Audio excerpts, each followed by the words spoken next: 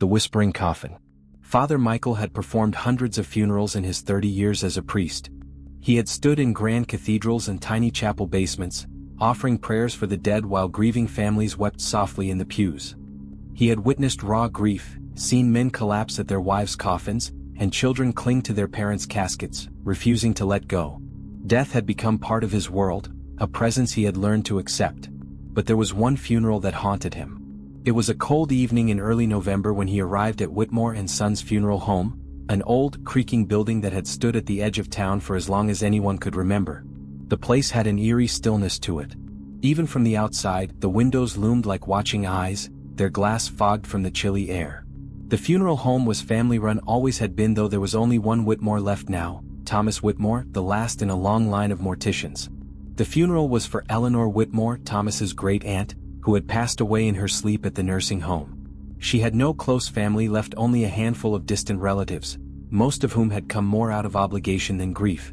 Father Michael felt at the moment he stepped inside, an unnatural silence, deeper than the usual solemn quiet of a wake. The air was thick, oppressive, almost as if the room itself were breathing around him.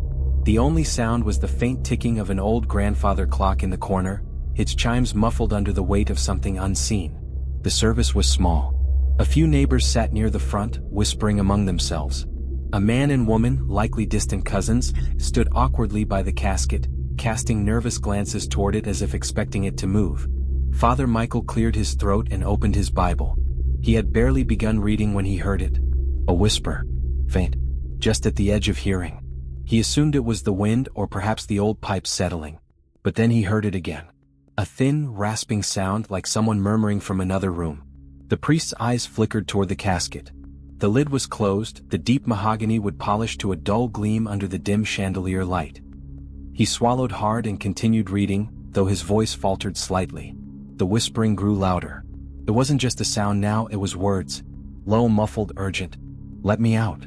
Father Michael froze. His grip on the Bible tightened. He glanced at the mourners. Some had heard it too. He saw it in their eyes, the way their heads slowly turned toward the coffin, their faces drawn and pale. For the first time in his career, Father Michael felt afraid. The mortician, Thomas Whitmore, quickly stepped forward, his face unreadable. "Old wood creaks," he said quietly, his voice too casual. "Sometimes the varnish tightens in the heat. It can make noises."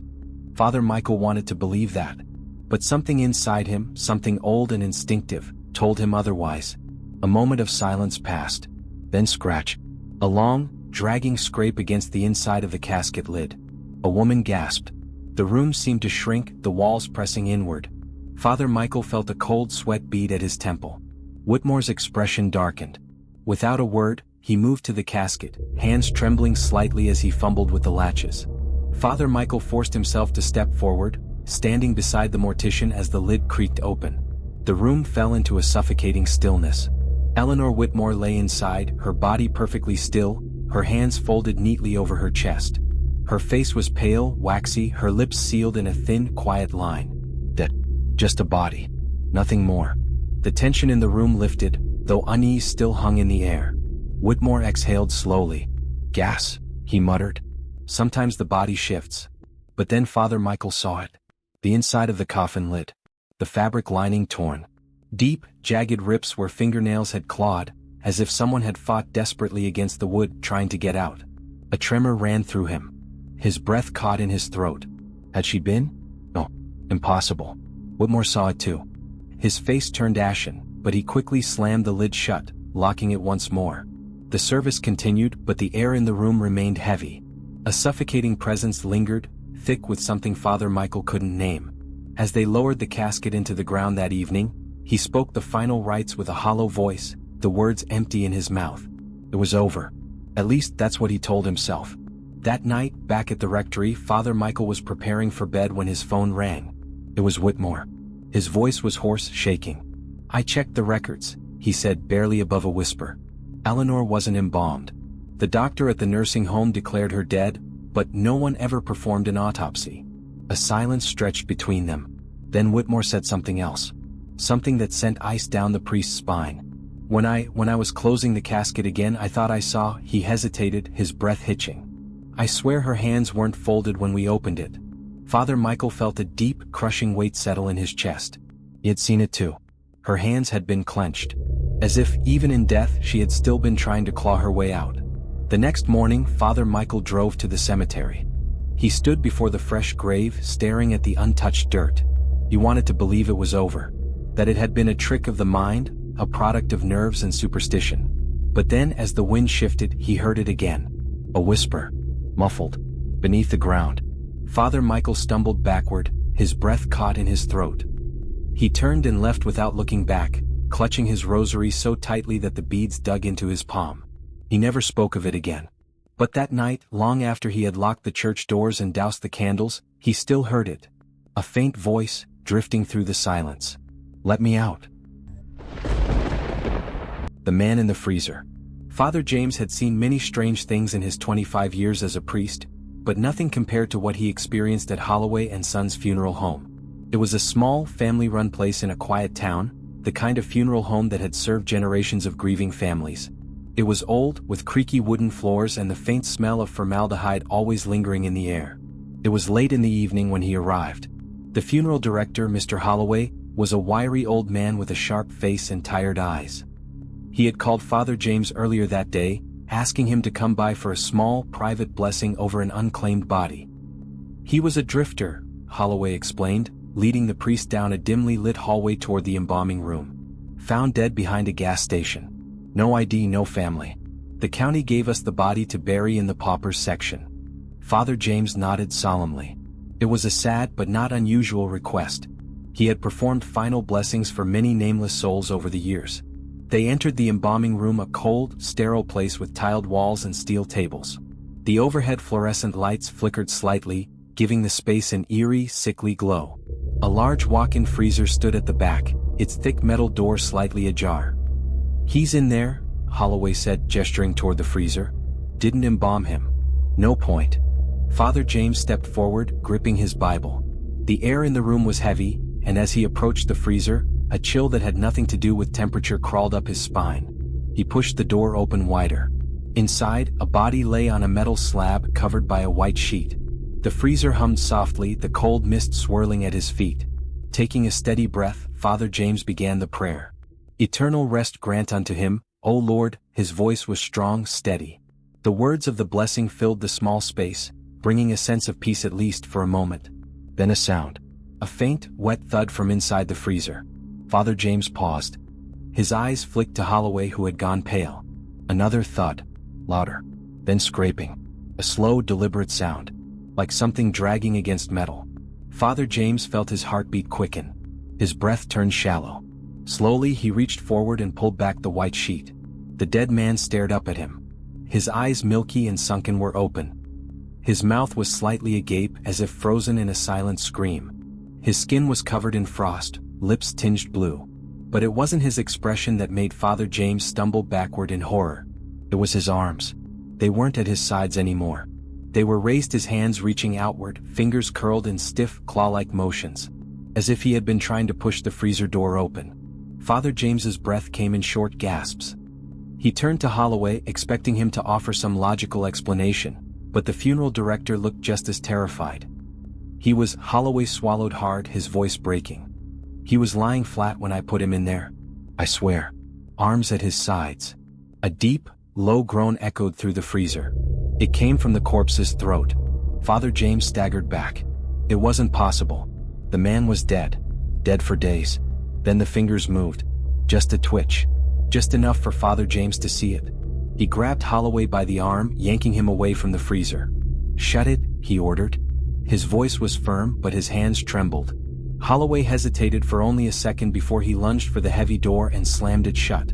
The latch clicked into place. The room fell into an awful silence. Father James and Holloway stood there, frozen, barely breathing. For a long moment, nothing happened. Then, from inside the freezer, thump. A single sharp knock. Father James clenched his fists. He could feel the sweat on his back despite the freezing air. We're burying him tomorrow, Holloway murmured, his voice barely above a whisper. First thing in the morning. Father James nodded stiffly. Neither of them spoke about it again. But that night, long after he had returned to the church, Father James lay awake in bed, staring at the ceiling. The sound of that final thump echoed in his ears over and over. And as sleep finally claimed him, he swore. He could still hear fingernails scraping against metal. The late visitor. Father Samuel had been the priest of St. Augustine's Church for over 20 years. He had blessed the dying, comforted the grieving, and buried more people than he cared to count. Death was something he had learned to accept as part of life. But there was one night, one funeral home visit, that he could never forget. It was well past midnight when his phone rang. He had just finished preparing his sermon for Sunday's service when the sound jolted him from his thoughts.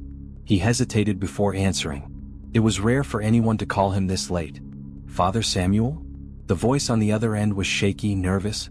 "It's Marcus from Lansdowne Funeral Home. I know it's late, but I need you to come here. Now." Father Samuel frowned. Marcus was a level-headed man, the kind who had seen enough death that nothing rattled him. But tonight his voice trembled. "What's wrong?" the priest asked. Marcus hesitated. "It's a body. Something's off. I don't know how to explain it, but I need a blessing. Please." Father Samuel had never heard Marcus sound afraid before. That alone made his blood run cold. "I'll be there in 20 minutes, he said. The night was cold as he pulled into the small parking lot outside the funeral home.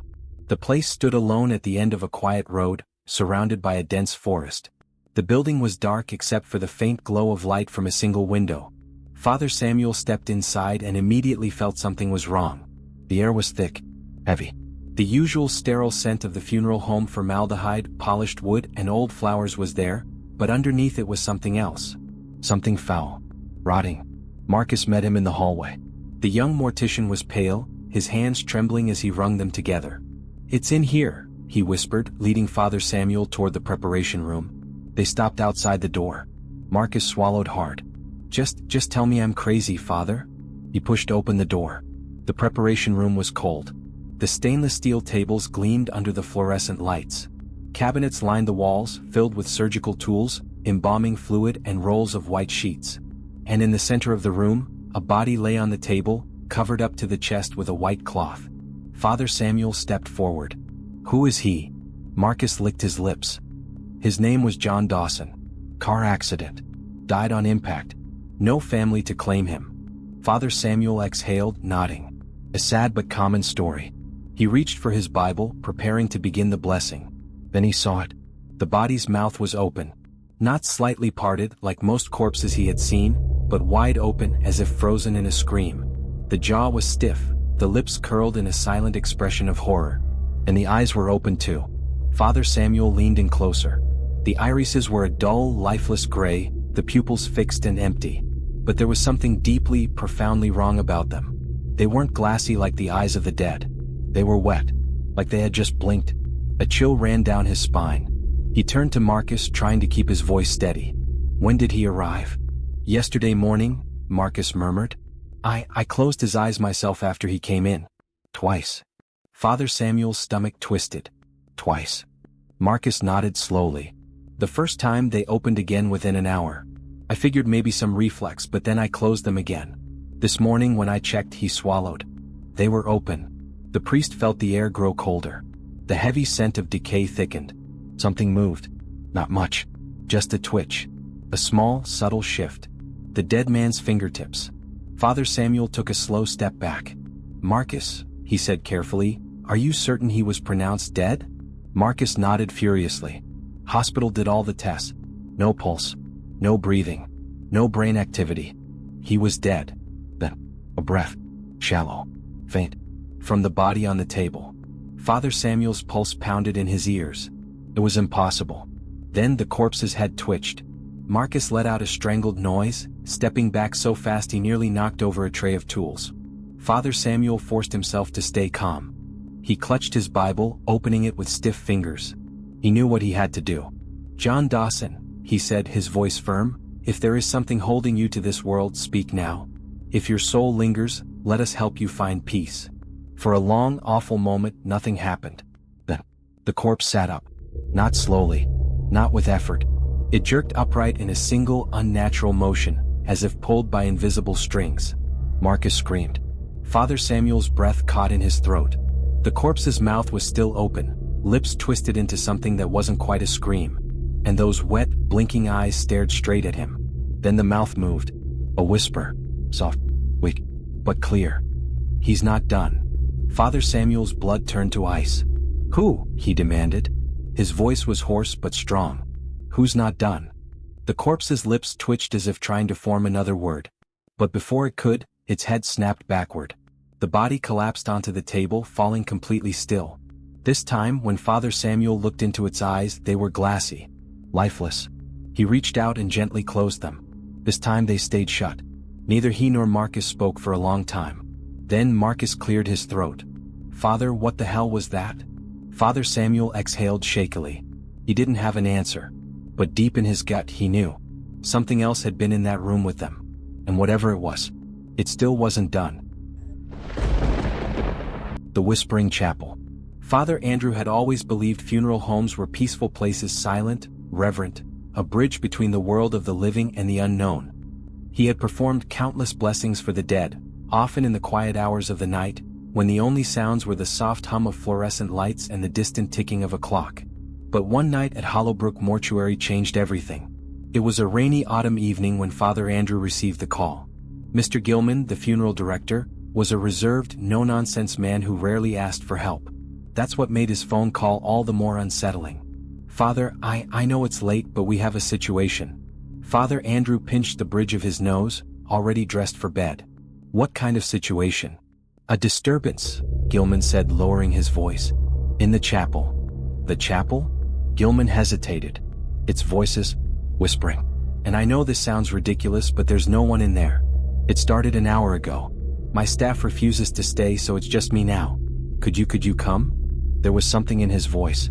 A tightness. A fear he was trying to suppress. Father Andrew glanced at the clock. 12:03 a.m. A moment later he sighed, reached for his coat and said, "I'll be there soon." Hollowbrook Mortuary was a grand old building, once a church before it was converted into a funeral home. The large stone structure had stained glass windows, a tall bell tower that hadn't rung in decades, and a small chapel at the back where private ceremonies were held.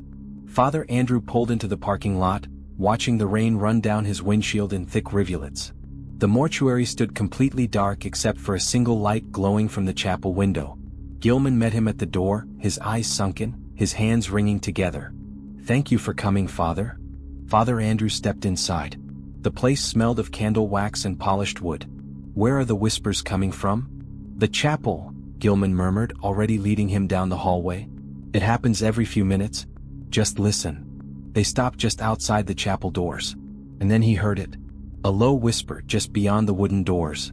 A chorus of voices, not speaking exactly, murmuring, chanting. The words were indistinct, layered over one another in a soft, continuous stream. Father Andrew's breath hitched. "How long has this been happening?" he whispered. Gilman swallowed. "Since we brought in the last body."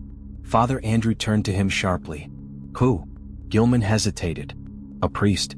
Father Elijah Morris. Passed away 2 nights ago. Stroke." A strange chill ran through Father Andrew's spine. He knew that name. Father Morris had served at St. Augustine's years ago. A quiet, devoted man, but one with a dark reputation. There had been rumors, stories whispered among the clergy, that he had performed questionable rites. Father Andrew exhaled. He reached for the chapel door and pushed it open. The chapel was dimly lit, the scent of old incense hanging in the air. Rows of wooden pews stood empty, their polished surfaces gleaming in the candlelight. At the far end of the room, a closed casket rested beneath the altar, its dark mahogany surface adorned with a silver crucifix. Father Andrew stepped forward. The whispering had stopped. The silence felt thick, oppressive. He swallowed hard and approached the casket. His fingers brushed the polished wood. It was cold. Too cold.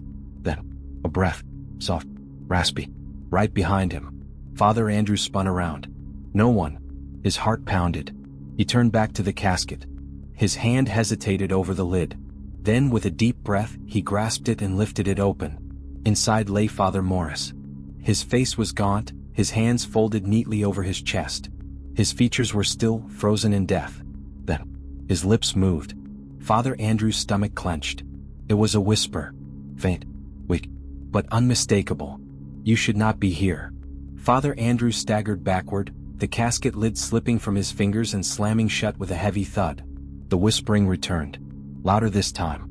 All around him. A chorus of voices rising and falling, overlapping in a terrible murmuring wave. And beneath it, just barely audible, one clear voice spoke. You should not have come. The candles flickered. The casket shook. Father Andrew stumbled toward the door, his breath coming in ragged gasps. Gilman was already there, his face pale as death. Father, he croaked. We need to get out. Now. The whispering grew louder. The pews creaked as if something was shifting in the empty seats. And then, a single deafening bang. The chapel doors slammed shut behind them. They didn't return until morning. By then the chapel was silent. The casket was still closed. The air was still. But the funeral home's security footage revealed something unsettling. At exactly 3:13 a.m., the casket lid lifted an inch on its own. Then, it slowly slid back into place. And a single, faint whisper echoed through the chapel before falling silent forever. You should not be here. The man in the viewing room. Father Matthew had spent decades comforting grieving families, presiding over funerals and praying for the dead.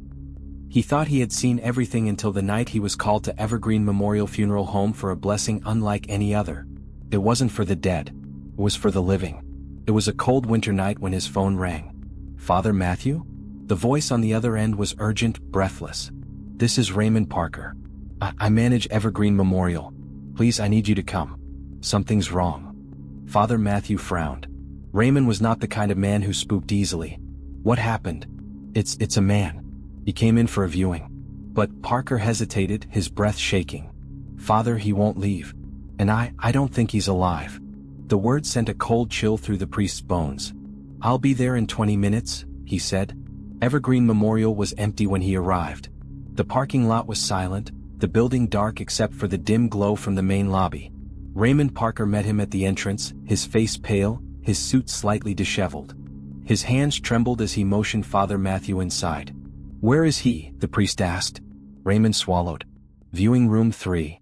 They walked through the silent halls, their footsteps echoing. The air smelled of polished wood, faint incense, and something else, something off. Then Parker stopped in front of a door. A thin strip of light glowed beneath it. See for yourself, Parker whispered. Father Matthew pressed his palm to the door and slowly pushed it open. The viewing room was small and elegant, soft lighting, velvet chairs, and a polished casket at the center of the room. Inside lay the deceased, an elderly woman, her face peaceful, her hands folded gently over her chest. But it wasn't her that made Father Matthew freeze. It was the man sitting in the front row. He was dressed in a black suit, his back perfectly straight, his hands resting on his knees. He was motionless, completely still. His head was tilted slightly downward, his gaze fixed on the casket. Something about him was wrong. Unnatural. Who is he? Father Matthew whispered. Raymond's voice was barely audible. I don't know. He came in 3 hours ago. Didn't sign in. Didn't say a word. I thought he was family. But then people started leaving. They said he was making them uneasy. Father Matthew took a slow step forward. Sir? He called out gently. The man didn't move. Didn't blink. Didn't even seem to breathe. The priest stepped closer. The air in the room felt heavy, pressing against his chest. He stopped an arm's length away. Sir, the viewing has ended. Can I help you? The man moved. Not much, just the slightest tilt of his head, like a marionette being lifted by unseen strings. Then he spoke. His voice was wrong. Too deep. Too hollow. Like something dry and ancient was using his throat. She does not belong to you. Father Matthew's breath caught in his throat. Excuse me? The man's head turned slightly. Not like a person moving, but like something adjusting. The air in the room grew colder. Then, the lights flickered. The temperature plummeted. And the man stood up. His movements were slow, deliberate, unnatural. His suit didn't crease. His face remained in shadow despite the light overhead. Father Matthew clutched his Bible. Who are you? He demanded. A long silence. Then, a slow, unnatural smile spread across the man's face. She is ours. A gust of freezing air rushed through the room, knocking over a vase of flowers. The lights buzzed and dimmed. And then, the casket lid moved. Not much. Just an inch. Enough to hear the faintest breath. Father Matthew's blood ran cold. No, he whispered. The casket shuddered. The man in black stepped backward, his grin widening. And then in a blink he was gone. The door never opened. The air went still. Father Matthew turned back to the casket, his heart pounding. Then softly, from inside, a hand pressed against the lid. Faint, weak, desperate. The priest threw the lid open. The elderly woman inside, her eyes were wide. She gasped for air. Her fingers trembled. She was alive. Father Matthew staggered backward, crossing himself as Parker screamed for an ambulance. The woman coughed, her voice hoarse but urgent. She grabbed Father Matthew's sleeve, her fingers ice cold. And then, she whispered something that made his blood turn to ice. She choked out 2 terrified words. "He's waiting." Later, the hospital confirmed it. She had been declared dead. No heartbeat. No breathing. No response. She had been in the casket for over 6 hours. But she had been alive the whole time. And the man in black? No security footage showed him entering. Or leaving. No one knew who he was. But Father Matthew knew one thing. He would be back. Don't forget to subscribe and like if you like this story.